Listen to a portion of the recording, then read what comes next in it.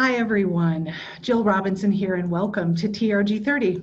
TRG 30, where, I can't believe it was June, but back in June, I advanced to you seven new ways of thinking, of action that will help us imagine and be more resilient in the future for the arts and cultural sector. And a big thank you to those of you who during that episode raised your hands and said, I'm motivated. Our first listening and dialogue session with you begins this week as we advance these 7 ways and dialogue with you about their relevance and importance to arts and culture. And today we're going to I'm going to tee up 2 of these 7 ways: your mission and business model, or in other words, the whys and pies of your organization. This mission and business model right now, as we listen to clients and participate in executive recovery summits, I see and know and hear that as you've gotten through the summer and experimented with different ways of being, as you think to the end of the year and the next into 2021, you are acting on, planning for, and imagining a different kind of way of operating and future. 71% of you last week said, we can make it through if this pandemic is wrapping up and we're beginning real recovery next year, we can make it through. This business model conversation is so critical to you and everyone. And as we look at how revenue streams have changed, increased reliance on government sources of income, on contributed income, the question about sustainability in the business model is something that we're going to talk brass tacks about today and queue up for future conversation. So the whys and pies. Here's what I want you to be listening for. First, think about your mission. Your mission. I provoked, are our missions good enough anymore in the context of what our communities are going to need, well, what they need now and what they're going to need post-COVID? How does your mission reflect your future? Be thinking about that, listening for that. Also the numbers, your numbers. Do you know where they are? Can you access them pre and post-COVID? And knowing the proportions and realities and ways that we're going to describe today will be important as you think about acting on the things I'm advancing. And then of course there's action. You've taken it. So be listening for how the things that we talk about might affect your thinking about action today and the action that you might take.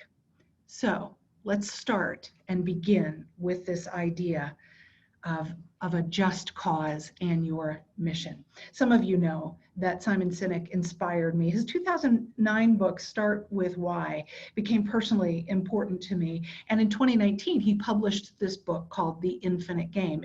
And in that book, which I talked about back in June, he moves his thinking from the why, sort of our origin story. The why looks to our past and articulates, if we go through the exercise of doing it, our purpose for being, and in our case, our noble purpose for being. It's who we are. It's how we began.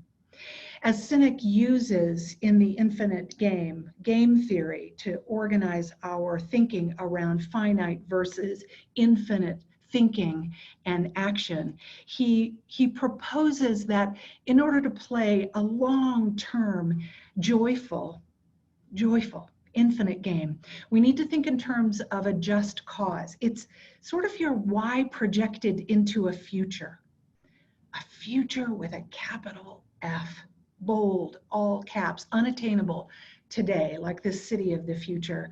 But it's what your why could lead you to become. So back in June, I asked, are our missions good enough? And Sinek says, actually, in the book, everybody has a vision or a mission statement, but we often lack a standard definition. Think of yours. Often lack a standard definition of those terms, and we end up using the same words with different meanings and in different ways. It leads to a lack of cohesion or alignment. So he says, let's throw those old missions out and start over with simple words. Simple means understandable. Understandable means repeatable. Repeatable means scalable and inspiring, and that's what a just cause wants to do. So here are the elements that he describes. First, a just cause wants to be for something positive and with a specific vision of the future. Now, I know you're sitting there saying, Jill, come on. COVID has made impossible my ability to think into the future. There's no way. And I hear it because I'm leading strategic planning with 2 clients right now. And yet, our ability to think this way, to inspire the people around us with a positive future and just cause that our communities can embrace, is not just well, it's required, I think. So think about it in the story, if you're familiar with it, of Rip Van Winkle, rather, who fell asleep under a tree, woke up 20 years later. Let's imagine it's 5 and it's you, and you're Rip Van Winkle.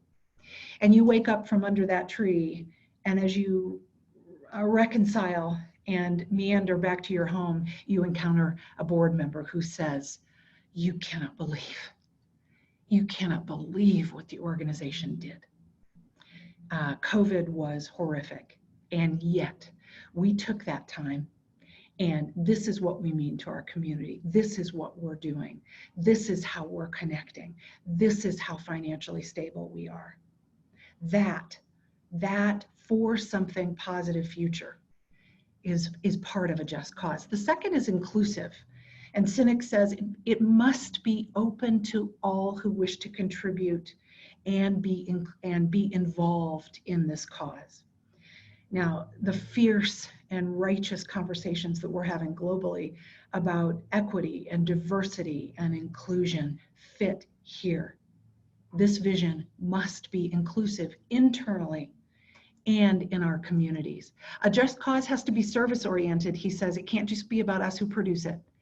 Can't be about us who contribute. It must be in service to our communities, maybe our artists. Think about that for you.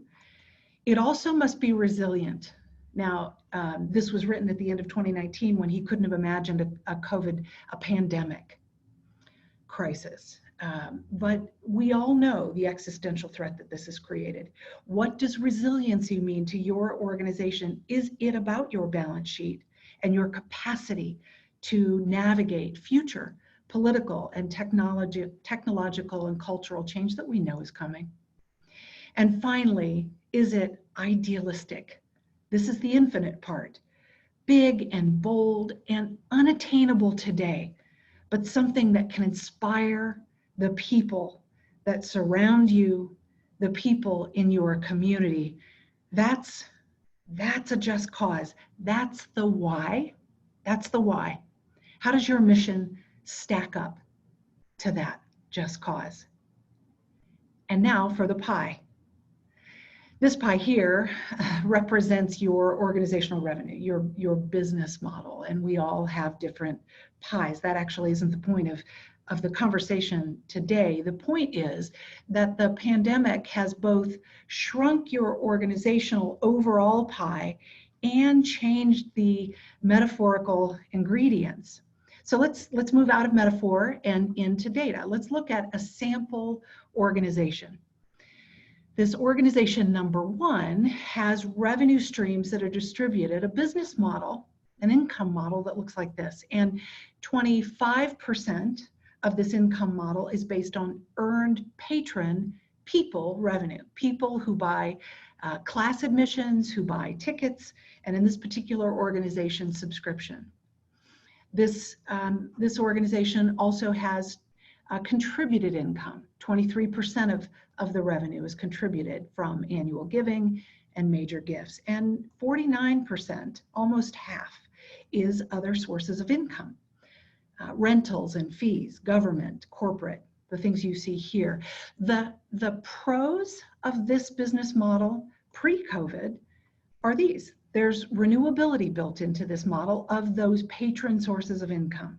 Even in the context of COVID, we have renewability built into those relationships that's possible. It's a stable base because the revenue streams are varied and distributed, and that gives this organization an opportunity perhaps for greater risk in taking artistic risks or making investments.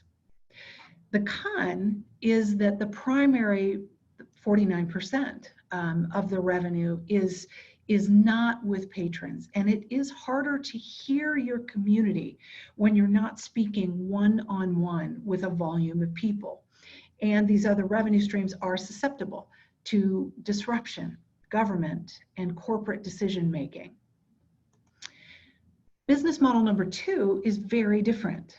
As you can see in this pie, 70% of the income comes from earned patron income, ticket sales, and activity and show-based membership.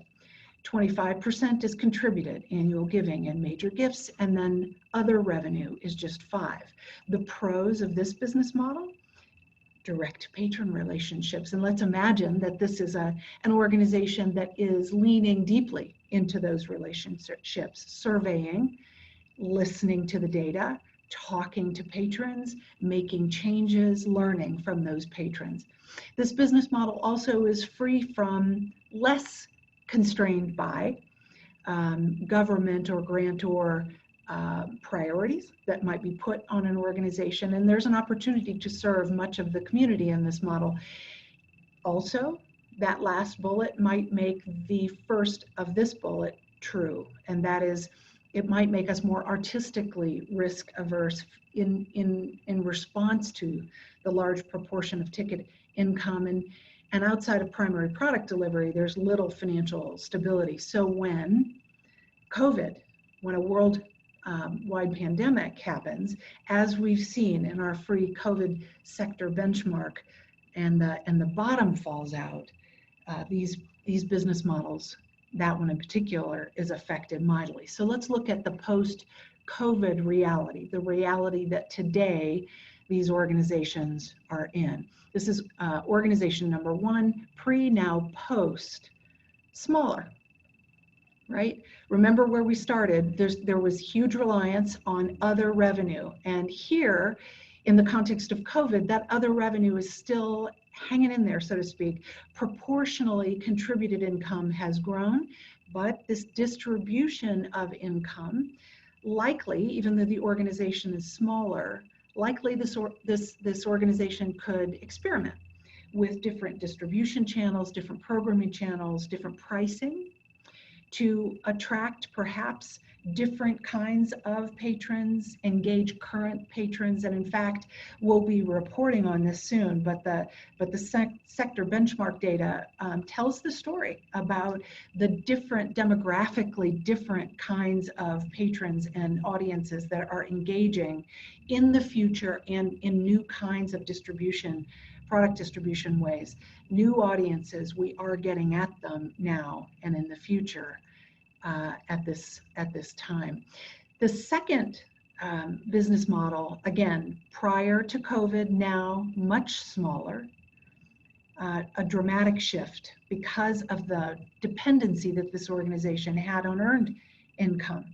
And now contributed income streams are fundamentally supporting this organization. That's good. Those are renewable income streams, but those patrons, those donors, they must be inspired in the competing landscape of all of the community needs that our communities have.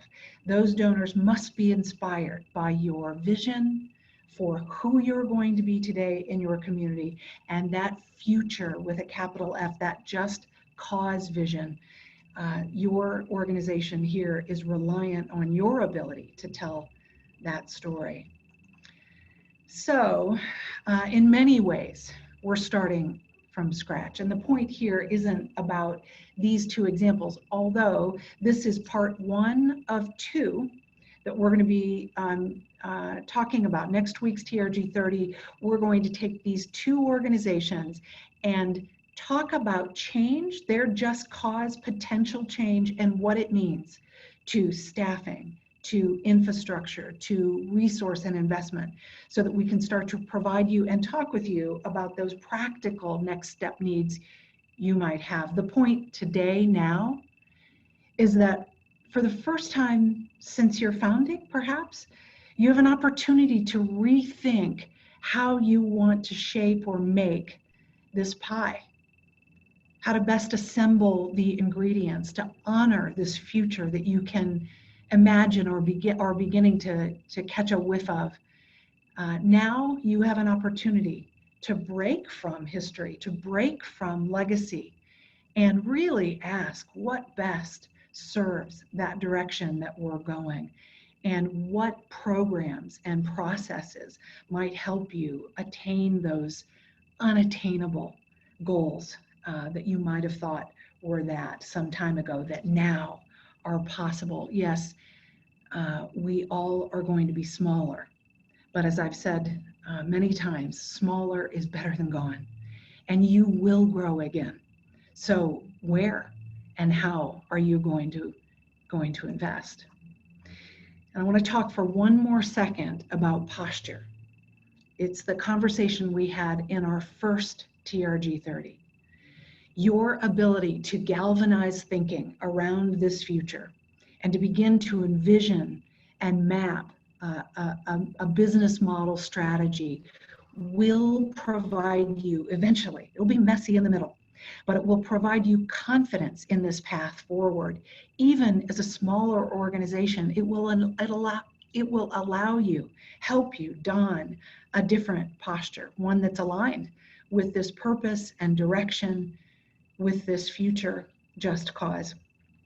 Yesterday, I was talking to a gentleman named Chris Bryce, who's the chief exec at Pitlochry Festival Theatre in Scotland, and he said to me, we are like everyone else going through it. This restart, this smaller reality, it does enable us to rethink our operating system. He said, that excites me, really. On most days, it does excite me. What is the new operating system and paradigm that your organization will have as you move through and into 2021 and beyond? So for this conversation, this part one conversation, here are next steps. First, think about your mission, gather the right people, crack open this deck or Cynic's book, and define your just cause. And then audit. Get a hold of the numbers and look at the proportion of income pre-COVID, the proportion of income now, and marry up that just cause with what your future income categories are going to need to be for you to be resilient and all of the things that you can imagine in your future. And then decide what regrowth looks like to best serve all of it.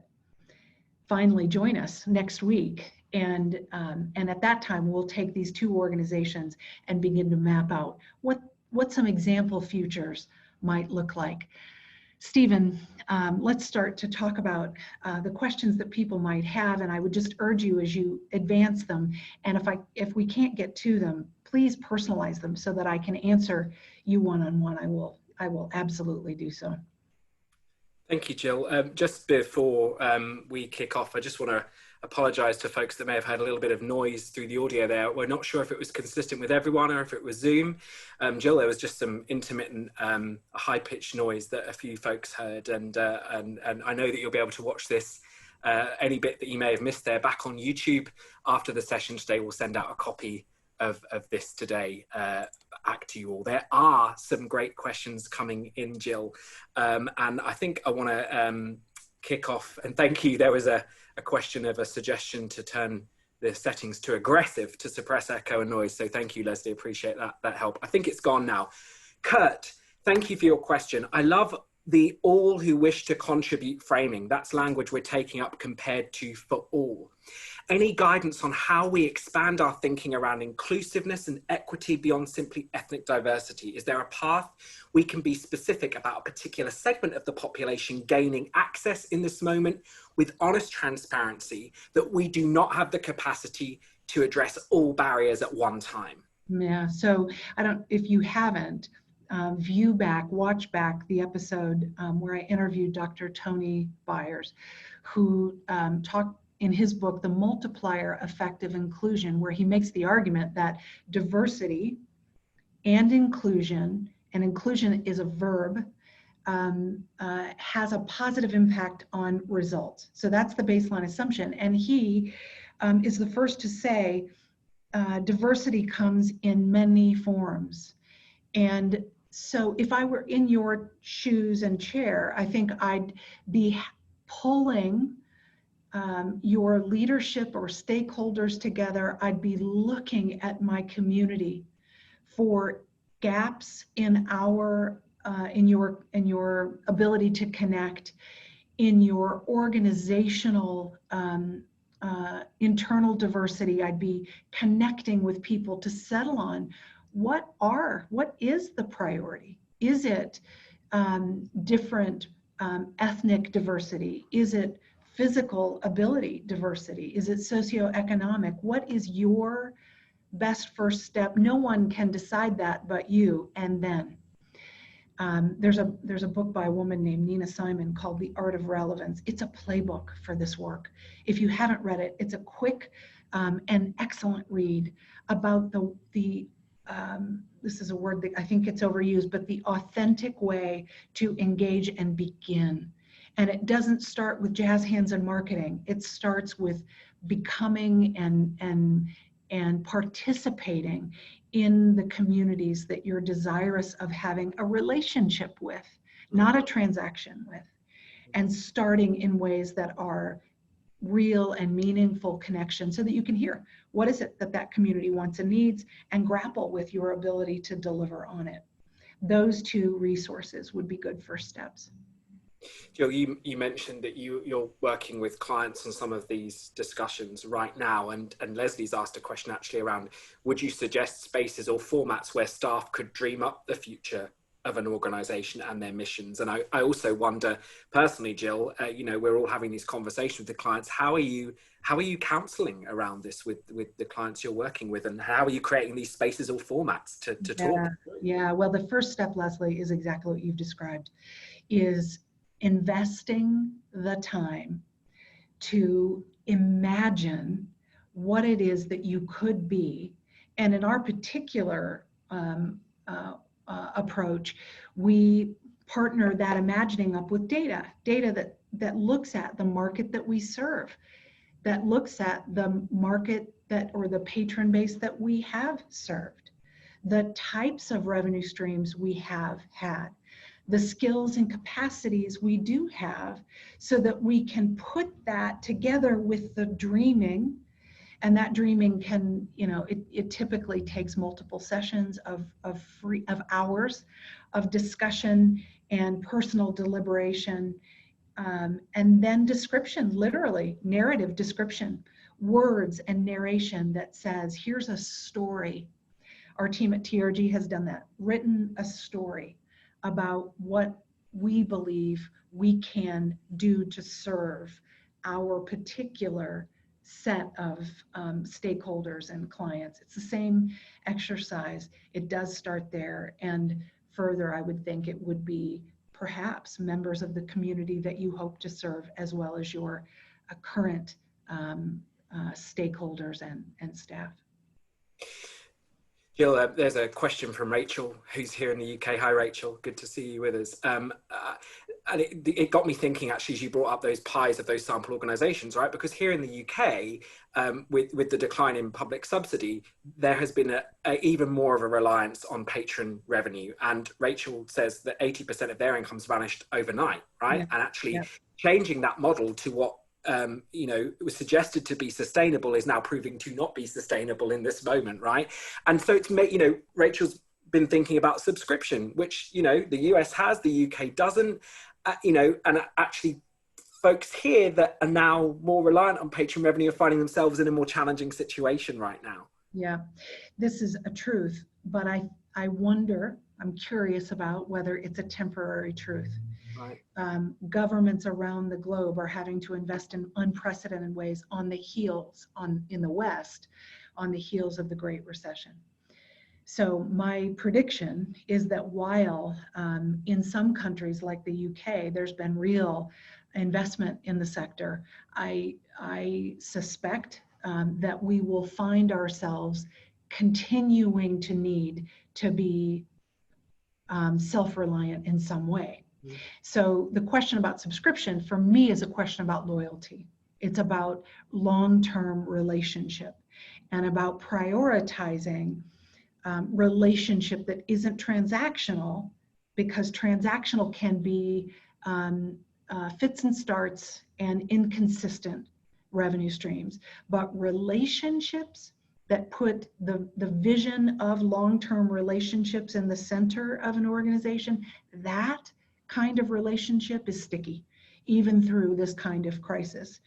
And recognizing that I could be dead wrong, but about future government income, but I suspect this kind of relationship will be important as we move into the future. Yeah. Thank you, Rachel. And Chandra's got a question here around how we think about expenses in this model. Our expenses will look very different since we're not using. Yeah, for sure. So next week, we're going to take these two organizations and talk about their post-COVID model, and the pies will be about expense, actually, with this in mind, so that we can put some meat on the bones around how you should be thinking about expense category investment, staff and org structure, and other things like governance. Whom will you need around you as you imagine a different kind of future? As I look to the clock here, I want to just take us to that next week's discussion and beyond, Stephen, and say that if there are questions that haven't been answered, I will absolutely answer them. Next week's TRG, as I mentioned, will be about business model to this second part of the business model discussion.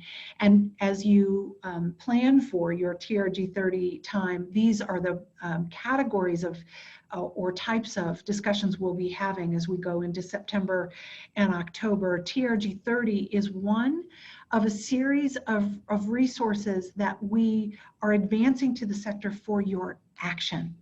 And it is action that we have in mind and action that we see you now taking.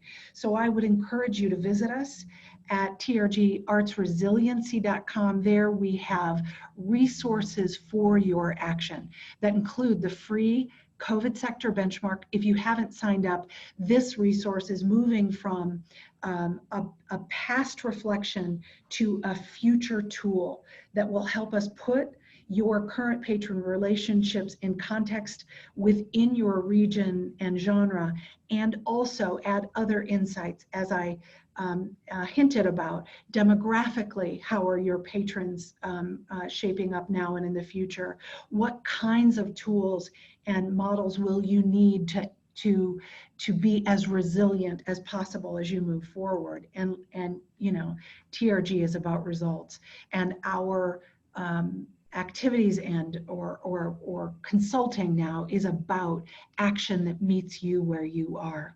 I appreciate all of your participation today, Stephen, your excellent partnership, and I look forward to being with everyone tomorrow or next week rather, as we talk about business models and missions part 2. You can't skip to Wednesday next week yet, Jill. You know, give us Thursday.